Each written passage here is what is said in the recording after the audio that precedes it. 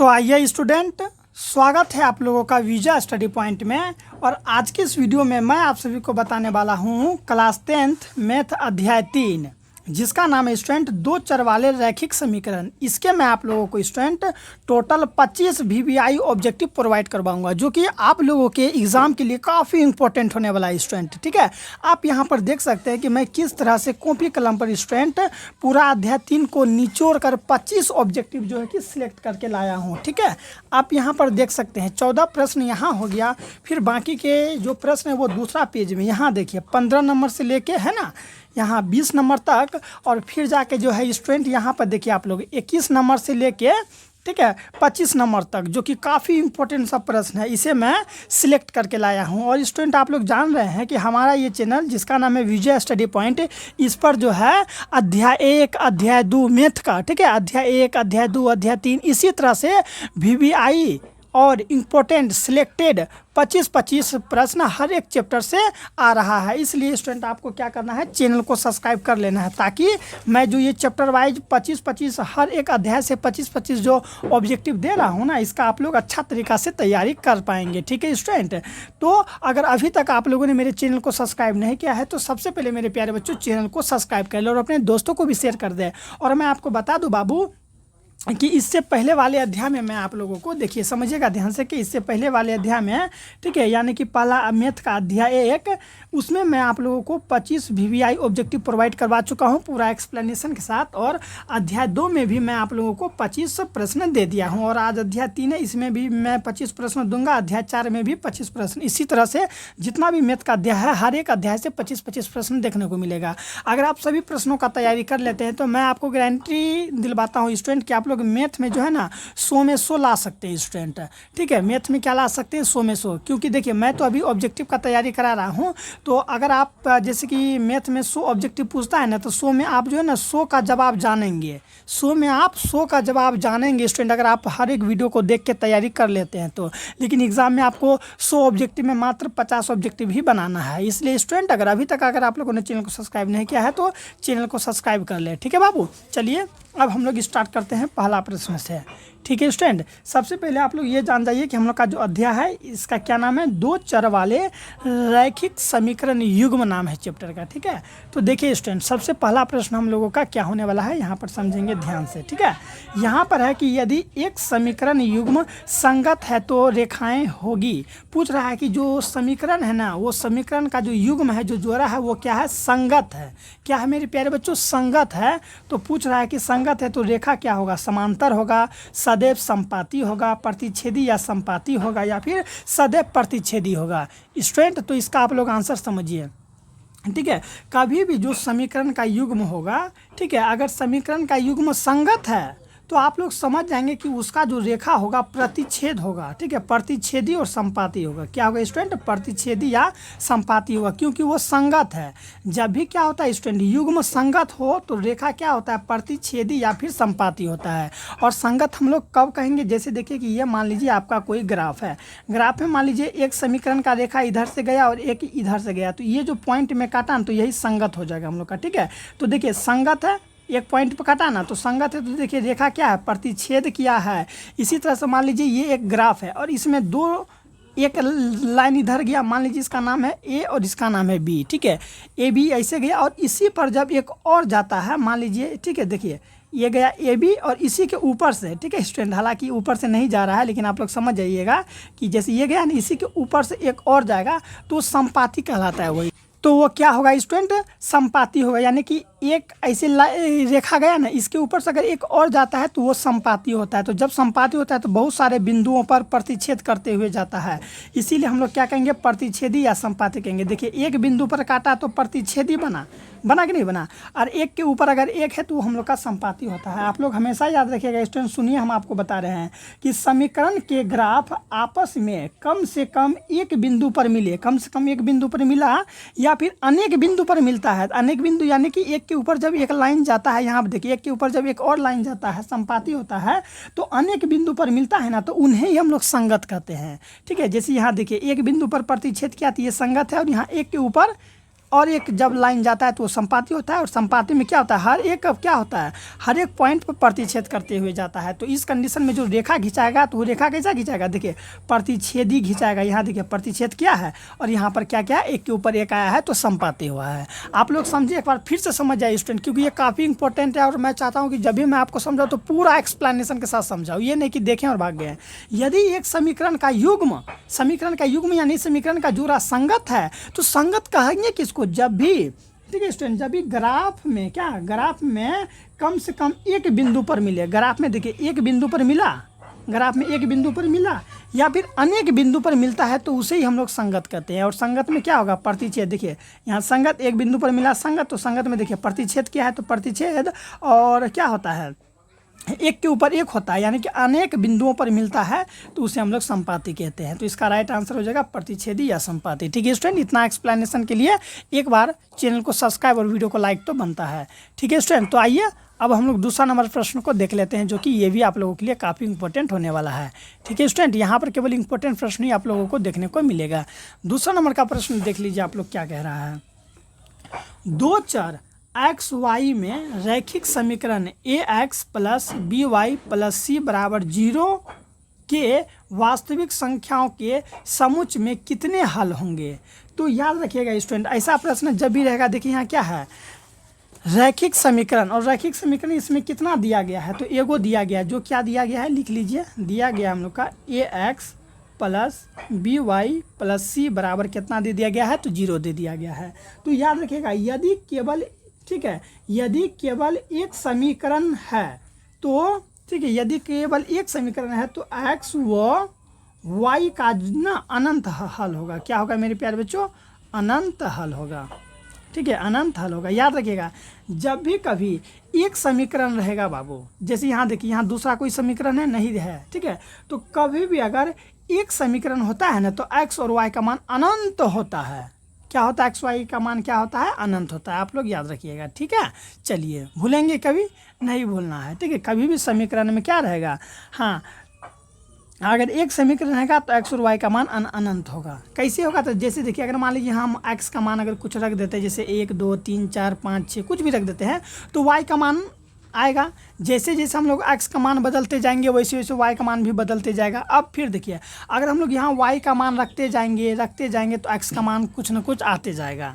समझ में आ गया कि नहीं आ गया, कि इसको भी कैलकुलेशन करके एगो समझा दें। ठीक है, समझ लीजिए, जैसे कि मान लीजिए यहाँ पर है ए का मान लीजिए हम लोग का है कौन चीज़, 2 ले लेते हैं। ठीक है, अब ये देखिए एक्स है ना, एक्स के जगह पर हम क्या, एक्स का मान हम कुछ और ले लेते हैं। ठीक है, यहाँ मान नहीं दिया, सबका हम मान भरते चलते हैं। ठीक है, बी के स्थान पर क्या है, बी का स्थान पर फिर हम लोग ले लेते हैं 3, और वाई के स्थान पर कुछ नहीं, ये प्लस सी। ठीक है, सी को क्या लेंगे आप लोग, ठीक है, सी की जगह हम लोग ले लेते हैं 10 बराबर 0 है। ठीक है, तो क्या होगा, देखिए इसको इससे गुना कीजिए 10।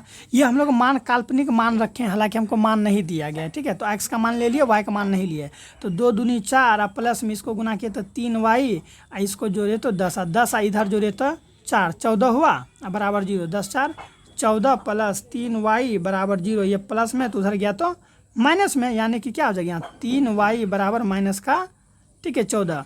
अब देखिए ये y है तो हम लोग यहाँ y दे देंगे, ये -14 है तो -14, ये गुना में है तो इधर आ गया तो भागा में। ठीक है स्टूडेंट, y का मान किस में आ गया, भागा में, यानी कि देखिए हम लोग का क्या निकल गया, -14/3 हम लोग का y का मान निकल गया। इसी तरह से हम लोग यहाँ x का मान जब 3 रखेंगे तो y का मान कुछ और आएगा, जब x का मान हम लोग 4 रखेंगे तो y का मान कुछ और आएगा। आएगा कि नहीं आएगा। इसी तरह से देखिए, मान लीजिए x की जगह x डाल दीजिए और यहाँ y की जगह 2 रख दीजिए तो यहाँ मान कुछ और आएगा, फिर 3 रखिए तो मान लगातार बदलेगा कि नहीं बदलेगा। वही यहाँ पर दिया है कि जब भी समीकरण एक रहेगा ना तो उसका जो हल होगा स्टूडेंट, तो उसका अनंत हल होगा। इसीलिए इसमें हम राइट किस में टिक मारेंगे, इनमें से कोई नहीं, क्योंकि हम लोग को वो ऑप्शन में नहीं दिया गया है। आपको समझ में आ रहा है ना स्टूडेंट। चलिए विस्तार से समझाएंगे स्टूडेंट, विस्तार से समझाएंगे तो वीडियो थोड़ा लंबा बनेगा, तो आप लोग घबराएंगे नहीं। अगला देखिए क्या यहाँ पर कि रैखिक समीकरण में चर की घात की संख्या कितना होता है। तो रैखिक समीकरण हम लोग किसे कहते हैं, यहाँ देखिए ए एक्स प्लस बी, ठीक है, बी वाई प्लस सी, यही हम लोग का रैखिक समीकरण। रैखिक समीकरण का मतलब ये हुआ कि अधिकतम घात 1 का होना चाहिए, अधिकतम घात 1 का होना चाहिए। रैखिक समीकरण में, रैखिक समीकरण मतलब क्या, जब भी कोई समीकरण में अधिकतम घात 1 का होता है तो हम लोग उसे क्या कहते हैं, रैखिक समीकरण कहते हैं। और इस वाला देखिए समीकरण में देखिए स्टूडेंट, इसमें अधिकतम घात 1 का है, यहाँ कुछ नहीं तो यहाँ पर भी 1 है, ठीक है। यानी इस समीकरण का अधिकतम घात कितना का है, 1 का है, तो इसे हम लोग क्या कहेंगे, रैखिक समीकरण। अगर घात अगर 2 का हो तो हम लोग उसे द्विघातीय कहते हैं, ठीक है, द्विघातीय समीकरण। अगर घात अगर 3 का हो तो त्रिघातीय समीकरण, 4 का हो तो चतुर्थ घात समीकरण। लेकिन जब ये घात 1 का हो, घात 1 का मतलब क्या, समझे कि नहीं समझे, x पावर 1, ठीक, यही हुआ घात। अगर घात 1 का हो तो हम लोग उसे रैखिक समीकरण कहते हैं। तो वही यहाँ पर बोला है कि रैखिक समीकरण में चर की घात की संख्या कितना होता है, तो 1 होता है। चलिए स्टूडेंट, आप लोगों को समझ में आ गया। अब हम लोग चौथा नंबर का प्रश्न देखते हैं कि क्या है, ठीक है। ये प्रश्न देखिए, ये इसमें जो है ना थोड़ा कैलकुलेशन ज़्यादा है मेरे प्यारे बच्चों, इसलिए आप लोग इसको समझेंगे ध्यान से, ठीक है। इस टाइप का प्रश्न ना सब्जेक्टिव में भी पूछ लिया जाता है, लेकिन इसे मैं ऑब्जेक्टिव में लाया हूँ। प्रश्न क्या कह रहा है देखिए, कहा है कि रैखिक समीकरण युग्म, यानी युग्म माने जोड़ा होता है, ठीक है।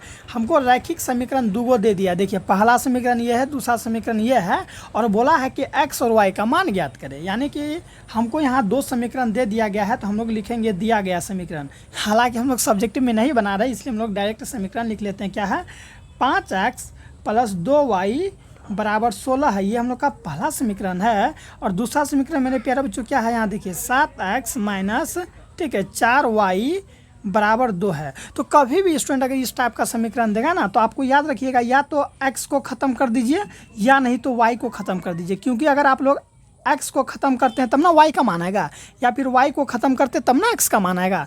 तो ऐसा समीकरण में हम लोग क्या करते हैं स्टूडेंट, ठीक है, समीकरण को आपस में जोड़ते या घटाते हैं। जोड़ या घटा के क्या करते हैं, x का मान ख़त्म करते हैं, यानी तो y को हमेशा के लिए ख़त्म करते हैं, ठीक है।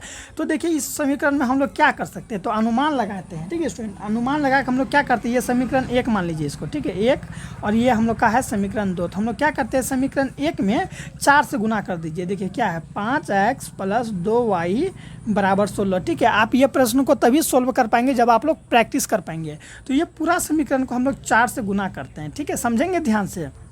जैसे ही पूरा समीकरण को मेरे प्यारे बच्चों हम 4 से गुना किए तो क्या आएगा, देखिए यहाँ पर 4 × 5 = 20, तो यहाँ आ जाएगा हम लोग का 20x, प्लस है तो प्लस 4 दूनी के 8, तो हो जाएगा 8y, ठीक है। 16 चौके क्या हो जाएगा, 16 चौके 64 आ जाएगा, तो 64 दे देंगे, ठीक है। ये वाला समीकरण में, समीकरण 1 में हम लोग 4 से गुना किए। अब फिर क्या करेंगे, समीकरण 2 में, ठीक है 8y पुराइए, ठीक है, यहाँ 8y है तो यहाँ पर भी 8y पुराइए। तो ऐसा कौन संख्या से गुना करेंगे, तो यहाँ पर भी 8y और यहाँ पर भी 8y पुर जाएगा। तो इसको हम लोग 2 से गुना कर लेते हैं, क्योंकि देखिए 4 दूनी 8, 8y पुर जाता है, यहाँ पर भी 8y, यहाँ पर भी 8y। उसके बाद अगर हम लोग इसको जोड़ेंगे तो ये क्या हो जाएगा, कट जाएगा। तो देखिए हम लोग क्या करते हैं, ये जो समीकरण है 2, इसमें हम लोग 2 से गुना कर लेते हैं। मेरे प्यारे बच्चों कितने से गुना करते हैं, 2 से। तो इस तरह से 7x - 4y = 2 को किससे गुना कर लेते हैं मेरे प्यारे बच्चों, तो इसको हम गुना करते हैं 2 से। कीजिए 7 दूनी 14, तो 7 दूनी 14x, माइनस है तो माइनस 4 दूनी 8, तो हम लोग का हो जाएगा 8y बराबर, देखिए 2 दूनी 4, तो हम लोग का हो गया 4। ये समीकरण 1 है, ये समीकरण 2 वाला बन गया है कि ना। अब दोनों समीकरण को हम लोग क्या करते हैं, इस प्रकार से पहले लिख लेते हैं, ठीक है, जोड़ या घटा के फॉर्म में। देखिए 20x + 8y = 16, इसको इसके नीचे लिखिए, क्या दिख रहा है ना स्टूडेंट आप लोग को। फिर क्या हम लोग को दिया यहाँ पर 14x - 8y = 4। देखिए जो हमको दिया था हम लिख दिए। अब आपको या तो जोड़ना है या फिर घटाना है। तो देखिए स्टूडेंट, अगर हम लोग यहाँ घटाते हैं तो घटा के कोई फ़ायदा नहीं है, क्योंकि यहाँ ऑलरेडी यहाँ घटा है। क्योंकि हमको इसको हटाना है, ठीक है, तब ना x का मान निकलेगा, तब इसके बाद हम लोग y का मान निकालेंगे। आपको याद आ गया होगा, जो भी स्टूडेंट अध्याय 3 को पढ़े होंगे उसको याद आ गया होगा। जो स्टूडेंट अगर नहीं पढ़े हैं तो बाबू उसको पढ़ लीजिए, नहीं तो ऑब्जेक्टिव में इतना बड़ा कैलकुलेशन को आप लोग नहीं कर पाएंगे, ठीक है, आपको दिक्कत हो जाएगा। मैं आपको क्लियर कर दूँ, इसीलिए आप लोग इसको पढ़ लेंगे आप लोग, ठीक है। फिर भी मैं आपको बता रहा हूँ, अगर आपको एक बार में समझ में आ जाता है तो बहुत अच्छी वाली बात है स्टूडेंट, चैनल को सब्सक्राइब कर लीजिए, ठीक है। तो देखिए बाबू, हम क्या करते हैं इसको, ठीक है, इसको हम लोग क्या करते हैं, इसको हम लोग जोड़ देते हैं। क्योंकि जोड़ने पर क्या होता है, इसके आगे का चिन्ह नहीं बदलता, लेकिन घटाने पर इसके आगे का चिन्ह बदल जाता है। तो समीकरण को जोड़ दीजिए, ठीक है। जैसे ही जोड़ेंगे तो 20 और 10 30 4 34x हो जाएगा। ये हम लोग का 34x। आज जोड़ेंगे तो देखिए एगो प्लस में एगो माइनस में तो खत्म हो जाएगा। आप बराबर ये दोनों को जोड़ेंगे तो ठीक है कितना हो जाएगा आपको पता है, 16 में जैसे ही हम लोग प्यारे बच्चों 16 होगा क्या, यहाँ देखिए 64 होगा ना, वही तो हम बोले 16 चौके, यहाँ देखिए 16 चौके 64 है ना। दोनों को जैसे ही जोड़े तो हम लोग का 68 आ गया। ठीक है बाबू बच्चों, क्या आ गया 68 आ गया। अब क्या करेंगे, एक्स ज्यों का त्यों रखेंगे 68 ये गुना में इधर आया तो भागा में हम लोग का 34, तो 34 दूना 68 यानी कि x बराबर हम लोग का कितना आ गया बच्चों, x बराबर 2 आ गया। यानी कि फाइनली हमको x बराबर 2 चल गया, लेकिन y बराबर पता नहीं है। तो क्यों ना हम लोग पहले समीकरण में देख लें कौन है x बराबर, देखिए 2, ये हो सकता है आंसर, x बराबर 2 ये हो सकता है आंसर। देखिए यहाँ x बराबर 1 है, यहाँ x बराबर 0 है, तो ये दोनों तो होगा नहीं, हम लोग पहले जान गए, या तो ये होगा या फिर ये होगा। ठीक है, तो इसे कहते हैं ऑप्शन एलिमेंट, यानी कि ऑप्शन को छांट के आप लोग कर सकते हैं। ठीक है, सही आंसर तक पहुंच सकते हैं। तो चलिए y का मान नहीं है तो y का मान हम लोग पता कर लेते हैं। x का मान 2 मिल गया। अब y का मान बच्चों कैसे निकालेंगे, तो कोई भी समीकरण में, चाहे आप समीकरण 1 में मान रखिए, चाहे आप लोग समीकरण 2 में मान रखिए, ठीक है, किसी में मान रख के आप ज्ञात कर लीजिए। तो हम लोग समीकरण 1 लेते हैं, क्या था, 5x + 2y = 16, यही था ना, इसी में हम लोग x का मान रखते हैं। देखिए 5 दूनी डायरेक्ट यहाँ रखिए ना स्टूडेंट, 2 रखेंगे तो 5 दूनी 10 हुआ, 10 + 2y = 16। ठीक है, 2y है तो 2y, 16 है तो 16 प्लस में उधर गया तो माइनस में हो गया हम लोग का 10। y बराबर क्या आएगा, घट के आया 6, गुना में इधर आया तो भागा में 2 से, यानी कि y बराबर 3। x बराबर 2 y बराबर 3, x बराबर 2 y बराबर 3, देखिए तो कहाँ y बराबर 3, y बराबर 3, option number is the right answer. इसमें आप लोग फटाक से टिक मार देंगे। आई होप स्टूडेंट आप लोग को ये कैलकुलेशन समझ में आ रहा होगा। ठीक है, नहीं आ रहा होगा तो वीडियो पीछे करके एक बार फिर से देख लें।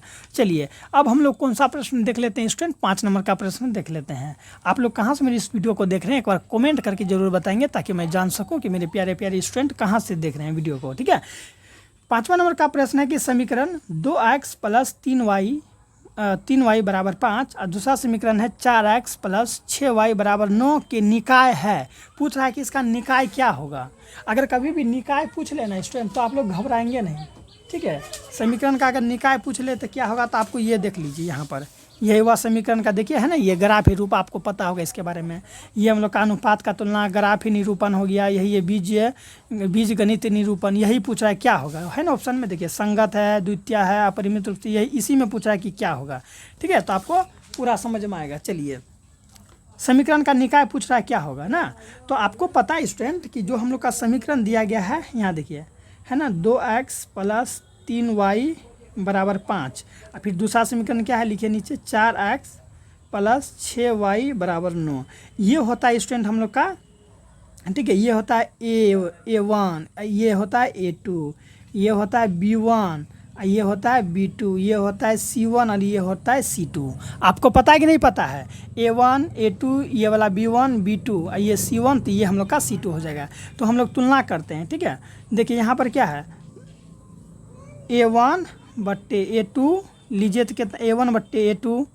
अब इसको हम लोग लेते हैं कितना है, A1 / A2, देखिए 2/4 है, कितना है 2/4, कट के क्या आएगा 1/2 आ गया, यानी कि A1 / A2 आ गया 1/2। फिर देखिए B1 / B2, B1 / B2 कितना आएगा, चलिए 3/6 है तो यहाँ लिख देंगे 3/6, कट के आएगा 1/2। और फिर यहाँ क्या है C1 / C2, डायरेक्ट लगाएं दिमाग, C1 / C2 बराबर कितना होगा 5/9, तो यहाँ लिख देंगे 5/9, जो कि बराबर नहीं है। तो हमको यहाँ क्या पता चला, A1 / A2 यानी कि ये इसके बराबर है ना, लेकिन ये इसके बराबर नहीं है, इसलिए हम लोग इसको नहीं कह सकते हैं। A1 / A2 बराबर है किसके, ये इसके बराबर है ना, देखिए यहाँ पर 1/2 तो यहाँ पर भी 1/2, तो हम इसको कह सकते हैं B1 / B2। ये बराबर नहीं है, इसका बराबर नहीं ना स्टूडेंट। ठीक है, यानी कि ये 1/2, लेकिन यहाँ 5/9 है, तो बराबर नहीं है, तो हम लोग बराबर नहीं C1 / C2 करेंगे। तो ये वाला रूप देखिए तो कहाँ पर है। ठीक है, चलिए चार्ट लाते हैं आप लोगों के लिए। ठीक है, ये अनुपात में देखिए तो कहाँ है, देखिए ये है ना, A1 / A2 बराबर है B1 / B2, लेकिन बराबर नहीं है C1 / C2 का। तो ग्राफी निरूपण समांतर होगा, क्या यहाँ समांतर है, समांतर नहीं है। यहाँ क्या है, कोई हल नहीं, तो देखिए तो कोई हल नहीं है, इसमें संगत है, दिख रहा है ना स्टूडेंट, संगत है असंगत है, अपरिमित रूप से अनेक हल है, या इनमें से कोई नहीं। तो यहाँ पर क्या है, कोई नहीं, तो हम लोग किस में टिक मारेंगे, इनमें से कोई नहीं, इसका राइट आंसर हो जाएगा किसका स्टूडेंट, तो 5 का राइट आंसर क्या हो जाएगा। ठीक है, और हाँ ओहो मिस्टेक हो रहा है स्टूडेंट, याद रखेंगे आप लोग, जब भी कोई हल नहीं रहेगा ना मेरे प्यारे बच्चों, जब भी कोई हल नहीं रहेगा तो वो हम लोग का असंगत होता है। कोई हल नहीं यानी कि ये है ना, देखिए यहाँ पर है ना, ये A1 / A2 बराबर B1 / B2 बराबर नहीं है C1 / C2 के, तो इस कंडीशन में क्या होता है, असंगत होता है। हम यहाँ पर लिख देते हैं असंगत। ठीक ठीक है, ये लिखना भूल गए थे। चलिए यहाँ लिख दें असंगत, यानी कोई हल नहीं, अर्थात उसी को हम लोग असंगत कहते हैं। तो हम लोग असंगत में टिक मार देंगे। 5 नंबर का समझ में आ गया कि नहीं आया, कमेंट करके एक बार जरूर बताएंगे स्टूडेंट। ठीक है, जब भी कभी ग्राफ निरूपण हम लोग का इस प्रकार से हो तो ठीक है, ग्राफ निरूपण समांतर होगा और बीजगणित निरूपण क्या होगा, कोई हल नहीं अर्थात असंगत होगा। ठीक है, और ये दोनों जो है ये दोनों हम लोग का संगत होता है, क्योंकि अभी हम आपको 1 नंबर प्रश्न में बताए थे ना कि जब भी रेखा काटता है तो हम लोग का संगत होता है। तो रेखा काटा तो संगत, नहीं काटा तो संगत। ठीक है, और जब भी ग्राफ निरूपण इस प्रकार से हो तो हम लोग का असंगत होता है। इस चीज़ को माइंड में रखेंगे, यही से आप लोग का पूरा ये सब प्रश्न बना हुआ है। ठीक है, चलिए बाबू अब हम लोग आगे देख लेते हैं कौन सा नंबर होगा। 5 का तो देख लिए, 6 का जवाब देंगे। ठीक है, देख रहे हैं विस्तार से बता रहे हैं ना स्टूडेंट, इसलिए वीडियो जो है कि थोड़ा लंबा बन सकता है। आप लोग घबराएंगे तनिक भी नहीं, हम लोग प्रयास करेंगे कि जल्द से जल्द समाप्त करें। चलिए 6 नंबर का देखिए क्या है यहाँ पर कि के किस मान के लिए समीकरण x + 2y = 7 तथा 2x + ky = 4 संपाती होगा। तो जब भी मेरे प्यारे बच्चों संपाती होगा तो उसका ग्राफ निरूपण कैसा होगा। देखिए संपाति के लिए ग्राफ निरूपण क्या होगा, a1/a2 बराबर है b1/b2 के बराबर है c1/c2 के, यानी कि ये जो तीनों अनुपात है ना आपस में क्या होता है तो बराबर होता है। कब, जब संपाति होता है। तो यहाँ पर हम लोग को संपाति दे दिया है ना, संपाति होगा। तो संपाति का रूल क्या है, a1/a2 बराबर b1/b2 बराबर c1/c2। सबका मान बैठाइए। a1 का मान कितना है, देखिए a1 इसके आगे में होगा, ये होगा a1 का मान इसके आगे कुछ नहीं तो 1। a2 का मान यहाँ होगा इस समीकरण में, a2 का मान 2 तो 2 दे दीजिए, बराबर है तो बराबर b1/b2 का मान कितना हो जाएगा है, यहाँ देखिए 2, तो यहाँ लिख दीजिए आप लोग, क्या लिख दीजिए मेरे प्यारे बच्चों 2। ठीक है, अब देखिए यहाँ क्या लिखिए, b2 का मान कितना है, यहाँ b2 का मान ये हो जाएगा। ठीक है, b2 का मान हो जाएगा k, तो नीचे k दे देंगे बस। अब आगे नहीं बढ़ना, हम लोग यहीं से कैलकुलेशन कर सकते हैं। ठीक है, तिर्यक गुना कीजिए, 1 को k से गुना किए तो k, 2 को इससे गुना किए तो 2 दूनी 4, तो k = 4 देखिए तो क्या है ऑप्शन नंबर सी में k = 4। समझ में आ गया कि नहीं आ गया, यहीं से कैलकुलेशन कर सकते हैं। या नहीं तो आप लोग c1/c2 का मान यहाँ पर डाल दीजिए, फिर इन दोनों को कैलकुलेशन कीजिए ना, फिर भी बात बराबर आएगा। करके बता दें ताकि आप लोग मजबूत बन जाए। देखिए b1/b2 का मान क्या है, 2/k है ना, c1/c2 का मान बैठाइए, तो c1 का मान 7 और c2 का मान यहाँ देखिए 14। तो करिए तिर्यक गुना कीजिए, समझ में आ रहा है कि नहीं आ रहा है। c1/c2 7/14 है ना, तो हम लोग यहाँ 7/14 लिख देंगे। इसको इससे गुना किया तो तिर्यक गुना, इसको इससे 7k बराबर 7 दूनी 14 दूनी 28 आ गया। आगे कि ना आगे, ये k गुना में है तो गुना में, 28 है तो 28, ये गुना इधर आया तो भागा में, 7 चौके 28, 7 चौके 28, तो 4 आए कि नहीं आया, तो हम लोग 4 में टिक नहीं मारेंगे। आप कहिएगा यस सर मारेंगे कि, तो चलिए समझ में आ गया बाबू। अब आइए यहाँ पर हम लोग एक प्रश्न को देख लेते हैं। ठीक है स्टूडेंट, आप लोग अभी तक कमेंट अगर नहीं किए हैं तो ज़रूर करेंगे। यहाँ प्रश्न है कि 2 रैखिक समीकरणों के आलेख, 2 रैखिक समीकरण है उसका आलेख समांतर रेखा है। समांतर रेखा है तो याद रखेंगे आप लोग, जब भी समांतर रेखा होगा तो असंगत होगा। ठीक है, समांतर रेखा है तब समीकरण युग्म जो है कि कैसा होगा, कोई हल नहीं होगा, एक हल होगा, या फिर 2 हल होगा, या फिर अनगिनत हल होगा। तो यहाँ पर देखिए ना, जब भी समांतर रेखा होगा, ग्राफ ही निरूपण मेरे प्यारे बच्चों, ग्राफ ही निरूपण दिख रहा है ना, ग्राफ ही निरूपण समांतर रेखा होगा तो कोई हल नहीं होगा, यानी कि असंगत होगा। तो कोई हल नहीं, देखिए तो कहाँ है, कोई हल नहीं है, इसमें टिक मारेंगे। समझ में आ गया ना। चलिए जल्दी जल्दी आप लोग जो है कि अपने दोस्तों को शेयर कर दीजिए। अब कौन सा देखेंगे मेरे प्यारे बच्चों, 7 नंबर का समझ आ गया, कोई हल नहीं है होगा। ठीक है, चलिए अब हम लोग देखते हैं मेरे प्यारे बच्चों 8वां नंबर का प्रश्न। आइए सेकेंड पेज में चलते हैं। तो इस तरह से हम लोग पहुंच गए सेकेंड पेज में। ठीक है, चलिए 8 नंबर का प्रश्न होना है ना, देख लेते हैं क्या प्रश्न कि रैखिक समीकरण।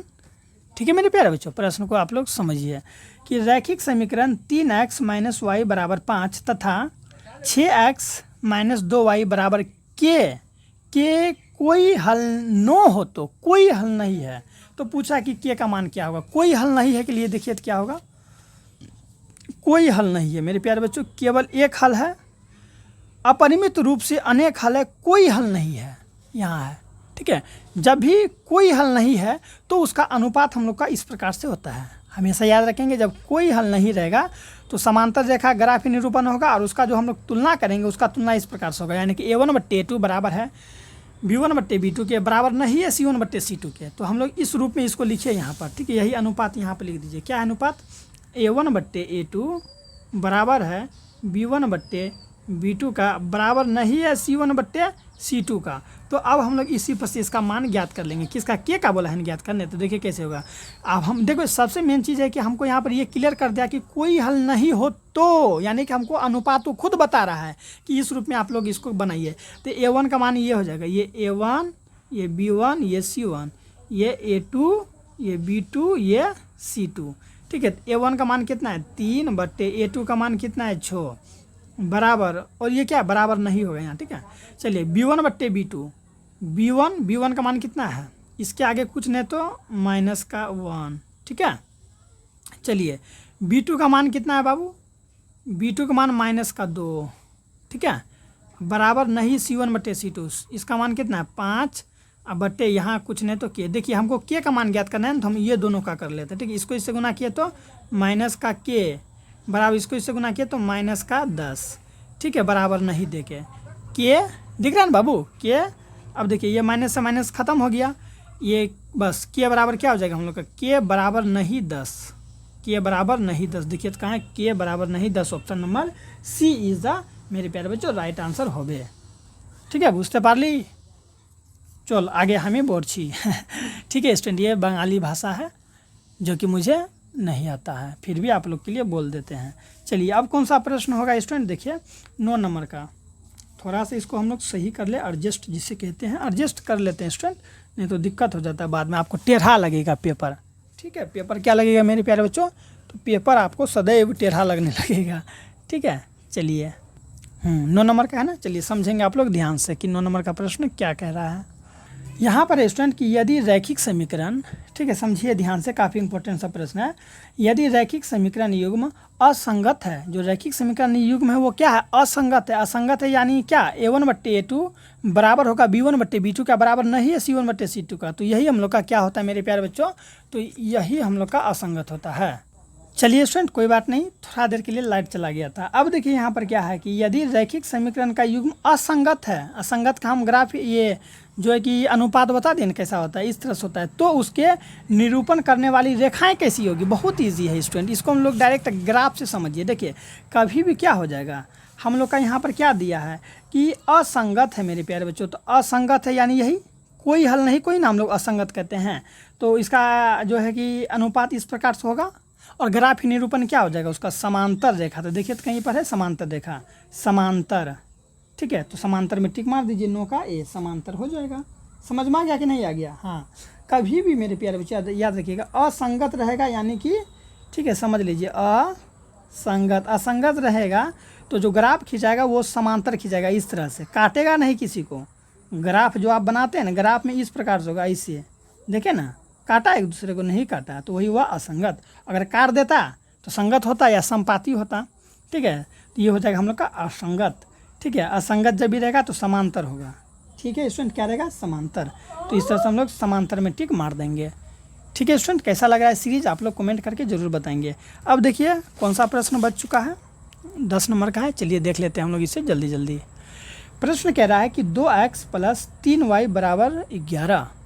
ठीक है मेरे प्यारे बच्चों, क्या है, 2x + 3y = 11 और 2x - 4y = -24 के हल है। ठीक है, ये इसका क्या है, हल है। तो हमको बोला है कि x और y का मान ज्ञात करें, बिल्कुल पीछे वाला की तरह स्टूडेंट। ठीक है, ये प्रश्न हम अभी आपको कराए थे इसी टाइप का। तो देखिए यहाँ क्या है, हमको यहाँ 2 समीकरण दिया है, यहाँ पर दिया है 2x + 3y = 11 है, और फिर एक और समीकरण है यहाँ पर देखिए 2x - 4y अब बराबर का -24 है। ठीक है, तो ये समीकरण को क्या करेंगे, देखिए ये समीकरण हमको डायरेक्ट ये दोनों मैच खा रहा है, तो हम लोग डायरेक्ट घटा देंगे। चूँकि घटाएंगे तो चिन्ह बदला जाएगा, तब हम लोग इसे काट सकते हैं। ठीक है, चलिए तो हम लोग क्या करते हैं, दोनों को घटाते हैं। तो जब भी घटाते हैं ना स्टूडेंट, समीकरण को क्या करते हैं, अगर घटाते हैं तो इसके आगे प्लस का चिन्ह है ना, ये बदल जाएगा माइनस में। जैसे ही माइनस में बदलेगा तो एगो प्लस में एगो माइनस में, 2x में से 2x घट के यहाँ 0 आ जाएगा, जो कि हम देंगे नहीं। ये माइनस है तो ये बदल जाएगा प्लस में। अगर हम लोग प्लस करते हैं तो ये कोई भी चिन्ह नहीं बदलाता, याद रखेंगे आप लोग। तो ये दोनों जोड़े तो 7y हो गया। ठीक है, ये माइनस बदल जाएगा प्लस में, बराबर है तो बराबर, जोड़िए तो 4 1 5 और 1 और 2 मिला दिए तो 3, y है तो y, 35 है तो 35, ये भागा में सॉरी ये हाँ ये गुना में, इधर आया तो भागा में। ये y बराबर हम लोग का फाइनली कितना 7 × 5 = 35। तो y का मान हम लोग का 5 निकल गया। देखिए तो बाबू y का मान 5 कहाँ है, देखिए y का मान हमको यहाँ देखिए प्लस में 5 आया है ना बाबू। y का मान किस में आया है, प्लस में 5 आया, तो प्लस में 5 यहाँ है ना। डायरेक्ट आप लोग ऑप्शन नंबर डी में टिक मार देंगे, ठीक है। डायरेक्ट आप लोग यहाँ ऑप्शन नंबर डी में टिक मार देंगे, क्योंकि y का मान हमको +5 आया है और कहीं पर भी y का मान +5 नहीं है। आपको अब बाकी सोल्व नहीं करना है, ठीक है। बाकी सोल्व करके समय की बर्बादी नहीं करना है, क्योंकि ऑलरेडी हमको y का मान 5 मिल गया है, देखें ना। लेकिन फिर भी आप लोग नॉलेज के तौर पर याद रखिए, अब y का मान निकल गया ना। अब इस y का मान समीकरण 1 में रखिए ना, ठीक है। समीकरण 1 क्या कहता है, समीकरण 1 यही है ना, 2x + 3y = 11 है ना। y का मान 5 रखिए, 2x है तो 2x, प्लस है तो प्लस, ये दोनों को गुना कीजिए, 3 को गुना कीजिए 5 से, क्योंकि y का मान यहाँ रखते हैं तो क्या होगा, 5 × 3 = 15 अब बराबर 11। प्लस में है बाबू तो उधर गया तो माइनस में जाएगा ना, माइनस में, ठीक है। तो चलिए कर लेते हैं। माइनस में क्या होगा, घट के आ जाएगा, मेरा ऑलरेडी पता चल रहा है यहाँ। 2x है तो 2x बराबर 11 - 15, घट के आएगा -4, ये गुना में, इधर आए तो भागा में, कट के आ गया -2, जो कि हम लोग का कहाँ है, ऑप्शन नंबर डी में है, ठीक है। मैं आपको सब तरीका बता रहा हूँ स्टूडेंट, बशर्ते आप लोग परिवार के साथ जुड़े रहें। स्टूडेंट मैं आपको बता दूं कि मैं आप लोगों के लिए संस्कृत लाता हूं, रोज़ सुबह 7 बजे लाइव आता हूं, तो आप लोग लाइव में ज़रूर ज्वाइन करेंगे स्टूडेंट, ठीक है। चलिए अब 11 का देख लीजिए, ये हालांकि रिकॉर्डेड है, लेकिन आप लोग लाइव में ज़रूर जुड़ेंगे। 11 नंबर का प्रश्न देखेंगे और समझेंगे बारीकी से कि क्या कह रहा है, ठीक है मेरे प्यारे बच्चों। कौन सा प्रश्न आप लोग देखेंगे, 11 नंबर का प्रश्न है कि के किस मान के लिए समीकरण का निकाय 4x + ky = 6, 2x - 4y = 3 का अनगिनत हल है। स्टूडेंट अनगिनत हल है, अर्थात अपरिमित रूप से अनेक हल है। तो हमको के का मान पूछा है, तो के का मान क्या होगा, तो आप लोग ये देखिए स्टूडेंट, जब भी अपरिमित रूप से अनेक हल होगा तो इसे ही हम लोग कहते हैं अनगिनत हल। तो उस कंडीशन में ग्राफीय निरूपण समपाती होगा, ठीक है। और जो अनुपात है वो ऐसे होगा, यानी कि सभी आपस में बराबर होगा। a1/a2 बराबर होगा b1/b2 बराबर होगा c1/c2 का। तो हम लोग इसी पर मान बैठा के कैलकुलेशन कर देंगे, के का मान निकल जाएगा, ठीक है। क्या होता है इसमें, a1/a2 बराबर होता है b1/b2 का, बराबर होता है c1/c2 का। समझ में आया, चलिए आ गया। अब हम लोग क्या करते हैं, a1 का मान कितना है, यहाँ देखिए 4/2 लिख दीजिए, 4/2। क्यों लिख रहे हैं, ये a1 ये a2 बराबर b1/b2 के बट्टे बी का मान कितना है, -4, तो दे देंगे -4। c1/c2 6/3, 6/3। अब देखिए के का मान ज्ञात करना है, क्यों ना हम लोग ये दोनों से कैलकुलेशन कीजिए या फिर ये दोनों से कैलकुलेशन कीजिए, बतिया बराबर पड़ेगा। चलिए यही दोनों का कर लेते हैं, ये दोनों का गुना कीजिए, ठीक है। क्या है, इसको इससे गुना करते हैं तो -4×4 = 16 बराबर, इसको इससे गुना किए तो 2 के, ये गुना में इधर आया तो भागा में आके -8।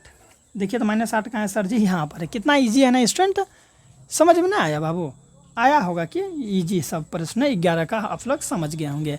चलिए अब हम लोग इसी तरह से 12 का प्रश्न देख लेते हैं, ठीक है। चलिए 13 नंबर का देख लेते हैं ना। 12 नंबर का हो गया क्या, नहीं हुआ, चलिए 12 नंबर का देख लेते हैं। चलिए स्टूडेंट 12 नंबर का प्रश्न क्या है, देखिए यहाँ पर कि समीकरण हमको एगो दिया है, समीकरण निकाय 2x + ay = 1 है और 3x - 5y = 7 के अचर, ठीक है, अचर ए के किस मान के लिए एक अद्वितीय हल होगा।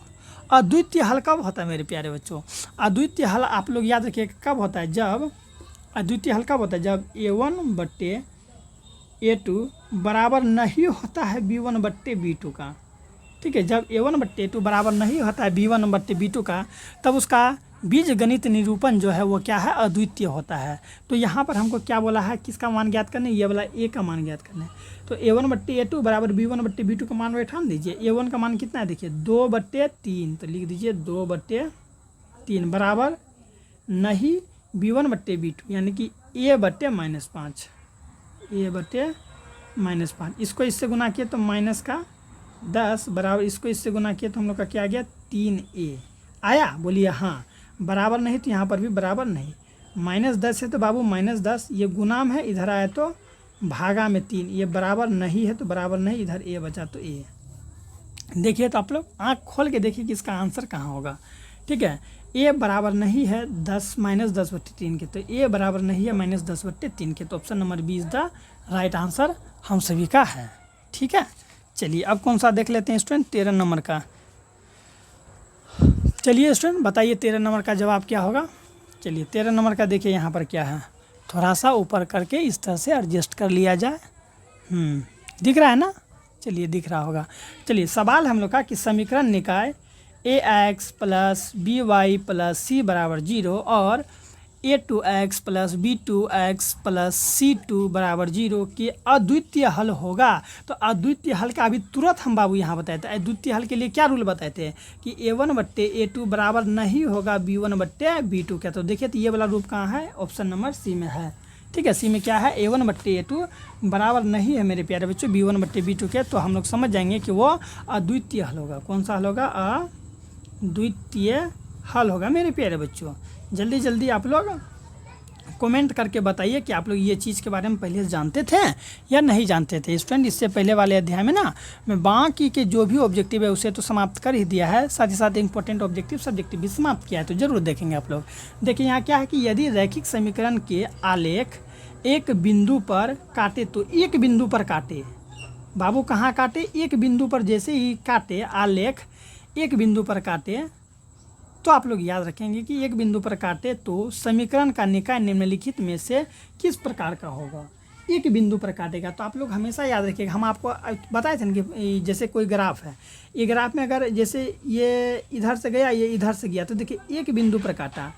ठीक है स्टूडेंट, जब भी एक बिंदु पर काटता है तो वो क्या होता है, तो वो याद रखिएगा स्टूडेंट, एक बिंदु पर काटता है तो वो प्रतिच्छेदी होता है। क्या होता है, हम आपको बताते हैं ना कि एक बिंदु पर काटे तो वो प्रतिच्छेदी होता है, प्रतिच्छेदी। और बाबू याद रखिएगा प्रतिच्छेदी को ही हम लोग अविरोधी कहते हैं। क्या कहते हैं, अविरोधी।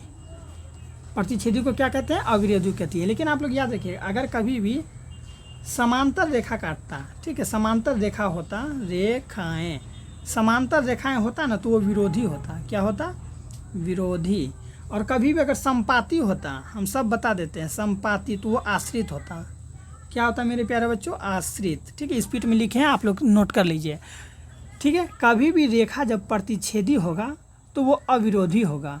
रेखा जब भी यानी ग्राफ में जब भी रेखा समांतर होगा, यानी कि समांतर इस तरह से देखिए, काटा नहीं, ठीक है, समांतर है, तो वो विरोधी होगा। ठीक है, और संपात यानी देखिए ये ग्राफ है, एक गया फिर इसी के ऊपर से अगर एक और चल जाता है तो हम लोग का आश्रित होता है। तो यहाँ क्या बोला, यदि रैखिक समीकरण का आलेख एक बिंदु पर काटे, देखिए एक बिंदु पर काटा, इधर से एक बिंदु पर काटा, तो वो क्या होगा हम लोग का, तो हम लोग का अविरोधी होता है। ऑप्शन नंबर सी से हम लोग जाएंगे। क्या समझ में आ गया, बिल्कुल आ गया होगा। अविरोधी प्रतिच्छेद भी कह सकते हैं, ठीक है, प्रतिच्छेद भी करेगा। ठीक है, तो इस तरह से स्टूडेंट हम लोग 14 नंबर तक प्रश्न समाप्त कर लिए हैं। अब आइए हम लोग देखते हैं, यहाँ देखिए 15 नंबर का प्रश्न है। ज़्यादा प्रश्न अब नहीं बचा स्टूडेंट, 25 प्रश्न ही बाकी है। अब 10 प्रश्न है जिसे हम लोग प्रयास करते हैं कि 10 से 15 मिनट में समाप्त कर लें एक्सप्लेनेशन के साथ। ऐसे समाप्त करना होगा तो हम लोग तुरंत कर लेंगे, लेकिन एक्सप्लेनेशन के साथ समाप्त करना थोड़ा स्टूडेंट आप लोग के लिए, चूँकि समझा करना होता है ना, तो थोड़ा हार्ड होता है।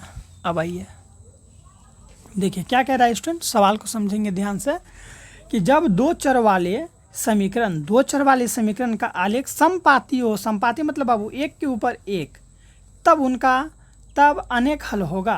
तब क्या होगा, अनेक हल होगा। ठीक है स्टूडेंट, तो आप लोग याद रखिएगा इसका राइट आंसर क्या हो जाएगा, अनगिनत। ठीक है, अनगिनत हो जाएगा। क्यों अनगिनत होगा आप लोग अब समझेंगे। देखिए जब दो चर वाले रैखिक समीकरण का आलेख समपाती होगा, आलेख समपाती होगा यानी जो भी ग्राफ होगा, एक इधर से गया फिर एक और इसी पर से जाएगा, तो उसका हल क्या होगा, अनगिनत हल होगा मेरे प्यारे बच्चों। ठीक है, क्या होता है, अपरिमित रूप से अनेक हल होता है, जो कि आप लोग यहाँ पर भी देख सकते हैं। बीजगणित रूप अपरिमित रूप से अनेक हल होगा। कब, जब संपाती होता है तो वो अपरिमित रूप से अनेक हल होता है। इसका हल बहुत निकलता है, क्योंकि देखिए हर एक पॉइंट पर मान निकलेगा। ठीक है, इसीलिए अनेक हल माना जाता है। चलिए अब हम लोग देख लेते हैं 16 नंबर का। चलिए स्टूडेंट थोड़ा सा स्टूडेंट पानी पी ले क्या, चलिए पानी पी लेते हैं स्टूडेंट थोड़ा सा, तब तक आप लोग ये सवाल को पढ़िए। तो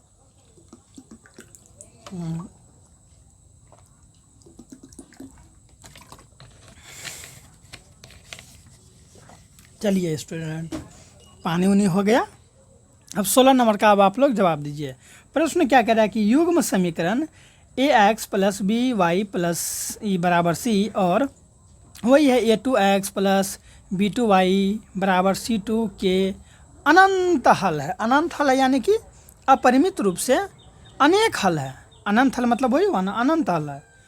इसका मतलब क्या हो जाएगा कि अपरिमित रूप से उसका जो हल होगा क्या होगा, अनेक हल होगा।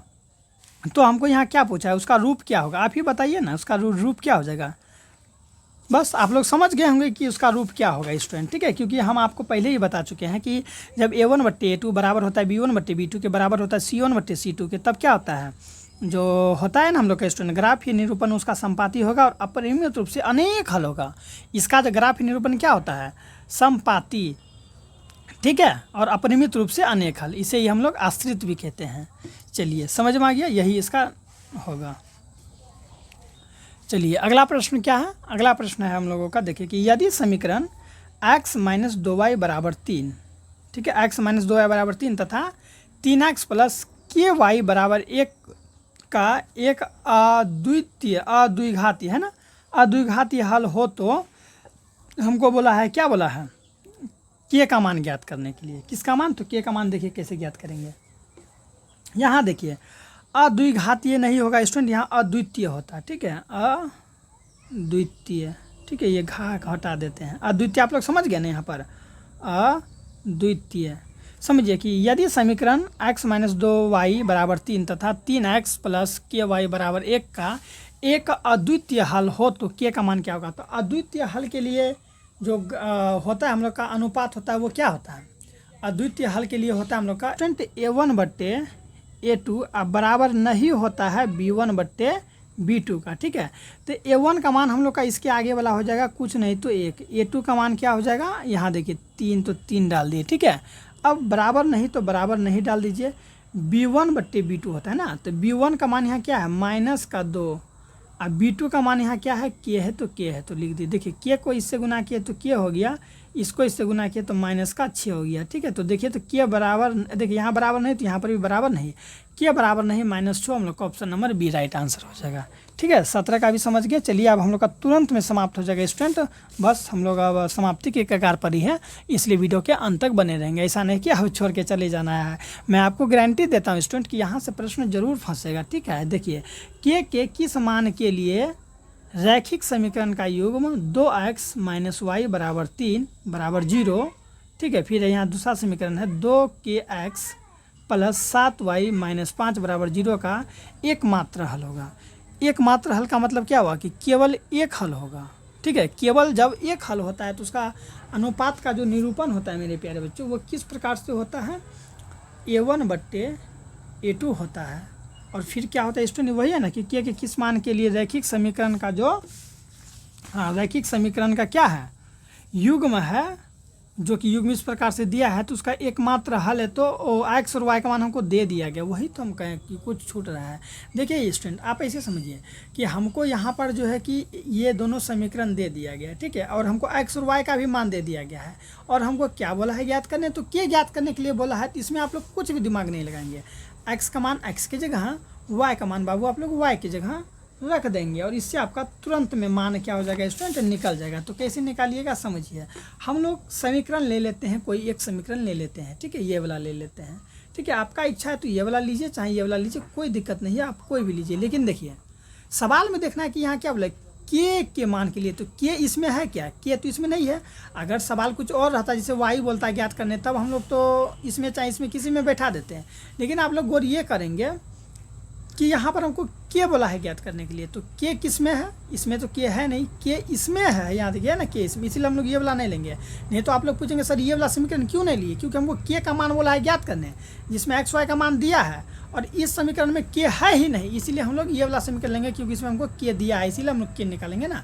चलिए क्या है, यहाँ देखिए 2 है तो हम लोग यहाँ 2 लिख दिए, ठीक है। इसके बीच में कुछ नहीं तो गुना होता है, तो गुना देखिए के का मान क्या है, कुछ नहीं तो के लिख दिए, ठीक है। गुना, चूँकि सब में गुना है, एक्स का मान कितना है, यहाँ देखिए 1 तो 1 दे दीजिए, प्लस है तो प्लस, 7 है तो 7 दे दीजिए, बीच में गुना होगा, y का मान हम लोग का -1 दिया है, तो -1 लिख के छोटी कोष्ठक डाल देंगे, बराबर, फिर क्या है, ओ माइनस है ना, तो -5 देख के बराबर 0 डाल देंगे। समझ में आ रहा है, देखिए इसको तीनों गुना कीजिए तो क्या होगा, 2 के होगा, प्लस देखिए यहाँ प्लस माइनस क्या हो जाएगा, इसको प्लस माइनस हो जाएगा हम लोगों का माइनस, प्लस माइनस माइनस, 7 को 1 से गुना किया तो 7 बराबर माइनस का 5 बराबर का 0। समझ में आ गया बाबू? ओ यहाँ बार बार यहाँ माइनस होगा, ठीक है, बराबर का 0। देखिए ये दोनों तो माइनस में है कि नहीं है, तो ये दोनों माइनस में जैसे ही हम जोड़ते हैं तो माइनस का हो जाएगा हम लोग का 12, यहाँ पर क्या हो जाएगा 2 के, यानी कि ये 2 के तो 2 के डाल दिए और फिर माइनस का 12 बराबर में 0। माइनस में है बाबू तो उधर गया तो प्लस में हो जाएगा 12, ठीक है। ये के गुनाम है, ये इधर आया तो भागा में, इधर से डायरेक्ट हम लोग इसको कटा दिए, यानी कि के बराबर 6 हो जाएगा। तो के बराबर कितना हो जाएगा 6, तो के का देखिए तो 6 मान कहाँ है, प्लस में 6, ठीक है, तो प्लस में हम लोग 6 मार देंगे, घबरा के माइनस में नहीं मार देंगे, क्योंकि माइनस में तो उधर गया तो प्लस में। अब आइए स्टूडेंट देखिए यहाँ पर 19 नंबर का प्रश्न है कि यदि 2k-1, ठीक है, कोमा देखे है के समीकरण 10x - 9y बराबर 12 का हल है तो के का मान ज्ञात करिए। तो आप लोग याद रखिएगा ये हम लोग का x का मान हो जाएगा और ये हम लोग का y का मान हो जाएगा, ठीक है। तो चलिए जो समीकरण दिया गया है वो लिख लेते हैं। समीकरण क्या है, 10x - 9y बराबर 12 है, तो हम लोग बाबू क्या डाल दिए, 12 डाल दिए, ठीक है। 10 है तो हम लोग यहाँ 10 दे देंगे। अब देखिए x का मान यहाँ कितना, ये x का मान हो जाएगा और ये y का मान हो जाएगा, ठीक है। x का मान है हम लोग का 2k-1, ठीक है, माइनस है तो माइनस दे के 9, और y का मान कितना है मेरे प्यारे बच्चों, y का मान हम लोग का यहाँ के, तो हम y का मान हम लोग यहाँ के डाल देंगे, ठीक है, कोमा में के डाल दीजिए और कोष्ठ में बराबर दे के 12 डाल दीजिए। इसको इससे गुना किए तो 10 दूनी के 20 के, अब माइनस है तो माइनस 10 से कम 10, ठीक है। अब देखिए इसको इससे गुना किया तो माइनस का 9 के हो जाएगा, अब बराबर का 12 हो जाएगा, ठीक है। 20 के में अगर हम लोग 9 के को घटा देते हैं तो हो जाएगा हम लोग का 11 के, ठीक है। ये 12 है तो 12 बाबू, ये माइनस में उधर गया तो प्लस में हो जाएगा हम लोग का 10, ठीक है। के है तो के लिख देंगे, दोनों को जोड़ेंगे तो क्या होगा, यहाँ देखिए दोनों को जोड़े तो हो जाएगा 22, ये के गुना में इधर आया तो भागा में कट के आ गया, के का मान हम लोग का आ गया 2। देखिए तो के बराबर 2 कहाँ है, ऑप्शन नंबर बी में है, के बराबर 2।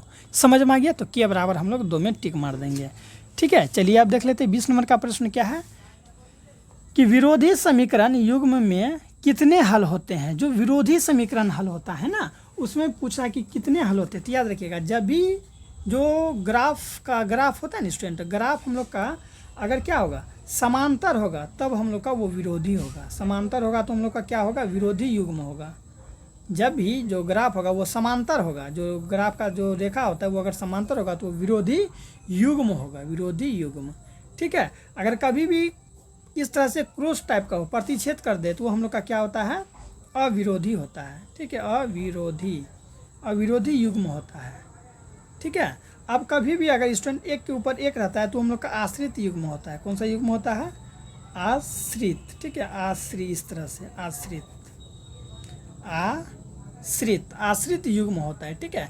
और यहाँ पर क्या पूछा है कि विरोधी युग्म, तो विरोधी कौन है, ये हो जाएगा समांतर वाला। तो विरोधी युग्म का जो हल होता है वो कैसा होता है, यानी कि समांतर वाला का। तो यहाँ देखिए जब भी समांतर रेखा होगा तो ये होगा विरोधी हल। तो जो है कि क्या पूछा है उसका हल कैसा होगा, कोई हल नहीं होता है ना, कोई हल नहीं होता है, बस कोई हल नहीं होता है। ऑप्शन नंबर ए से हम लोग चलेंगे, कोई हल नहीं होता है, ठीक है। समझ में आ गया कि नहीं आ गया? हाँ, जब भी समांतर रेखाएं खिंचाएगा, समांतर रेखा यानी क्या, विरोधी युग्म, समांतर रेखा यानी क्या, विरोधी युग्म होता है, ठीक है स्टूडेंट। समांतर युग्म यानी विरोधी युग्म, अभी बताएं यहाँ पर, इसको भी आप लोग नोट कर लेंगे। विरोधी युग्म यानी कि कोई हल नहीं, तो इस तरह से हम लोग टिक मार देंगे। तो स्टूडेंट 20 नंबर तक समाप्त हो गया। कैसा लग रहा है आपको ये सीरीज, कमेंट करके ज़रूर बताएंगे। अब बहुत जल्द मैं आप लोगों के लिए अध्याय 4 का ऑब्जेक्टिव लाऊंगा, ठीक है स्टूडेंट। अध्याय 3 तक तो हो गया है, अब आइए अध्याय 4 का ऑब्जेक्टिव मैं आप लोगों के लिए लाऊंगा। लेकिन जल्दी जल्दी इतना जो बचा खुचा है जवाब दे दीजिए। क्या है प्रश्न, देखिए प्रश्न है कि आश्रित जैसे ही बोले तो आप लोग समझ जाएंगे कि आश्रित को ही हम लोग संपाती समझते हैं, ठीक है। आश्रित यानी संपाती, संपाती में क्या होता है, जो रेखा होता है एक के ऊपर एक आता है, ठीक है, ग्राफ उसका एक के ऊपर एक आता है। तो यह है कि आश्रित समीकरण का युग्म में हल होता है, कैसा होता है, अद्वितीय हल होता है, दोहरा हल होता है, अनगिनत हल होता है, कोई हल नहीं होता है, ठीक है। तो आश्रित यानी संपाती, संपाती में अपरिमित रूप से अनेक हल होता है, जिसे हम लोग कहते हैं अनगिनत हल होता है, ठीक है।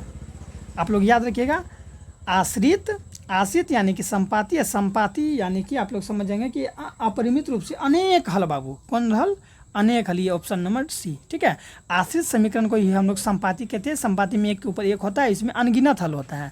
आप लोग यहाँ देख सकते हैं, है ना, संपाती में क्या है, अब अपरिमित रूप से अनेक हल है ना, तो समझना है बस, और कुछ है नहीं, समझना है आप लोगों को।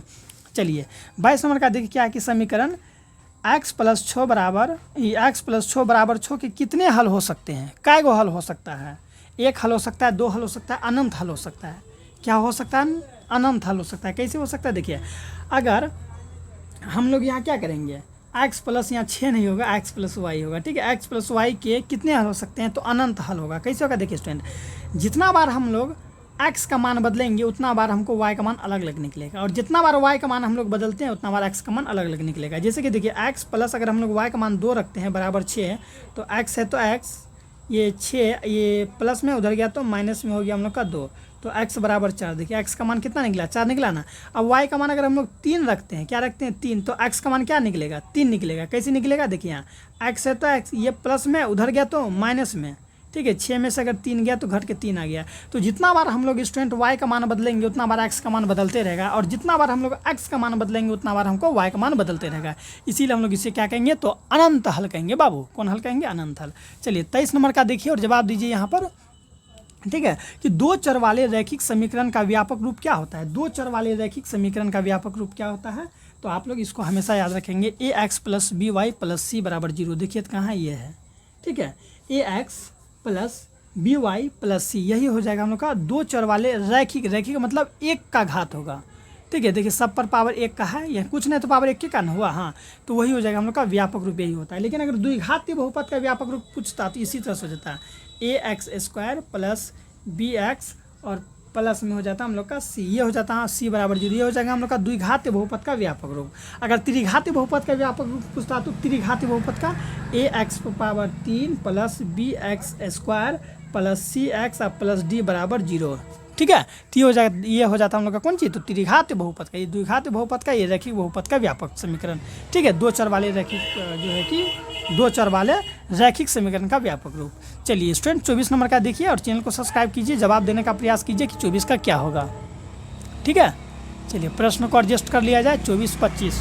ठीक है, चलिए जवाब दीजिए कि रैखिक समीकरण में आश्रित यानी संपाती, बात खत्म, उतना नहीं पढ़ना है। आश्रित यानी संपाती। ठीक है, आश्रित युग्म को कहते हैं संपाती कहते हैं। समझ में आ गया, अगर समझ में आ गया स्टूडेंट तो एक बार विजय स्टडी पॉइंट को आप लोग सब्सक्राइब जरूर कर दें। ठीक है स्टूडेंट, सब्सक्राइब करके अपने दोस्तों को भी शेयर कर दें। और जो यह प्रश्न है कि दो चर में रैखिक समीकरण युग्म का हल इनमें से कौन होगा, एक हल होगा, दो हल होगा, एक बिंदु होगा, या इनमें से कोई नहीं होगा, इसका जवाब आप लोग हमें कॉमेंट में देंगे। देख सकते हैं कि कितने स्टूडेंट इसका सही जवाब दे पाते हैं। ठीक है स्टूडेंट, 24 जवाब मैं आपको बता दिया, 25वां का जवाब आप लोग खुद से देंगे कि दो चर में रैखिक समीकरण युग्म का हल इनमें से कौन है। ठीक है स्टूडेंट, जवाब देंगे, देखते हैं कौन कौन सा स्टूडेंट जवाब दे पाते हैं। मिलते हैं स्टूडेंट नेक्स्ट वीडियो में। अगर अभी तक आप लोगों ने हमारे ये प्यारा सा चैनल विजय स्टडी पॉइंट को सब्सक्राइब नहीं किया है तो कर दीजिए। अपना ख्याल रखिएगा, बाय, सी यू।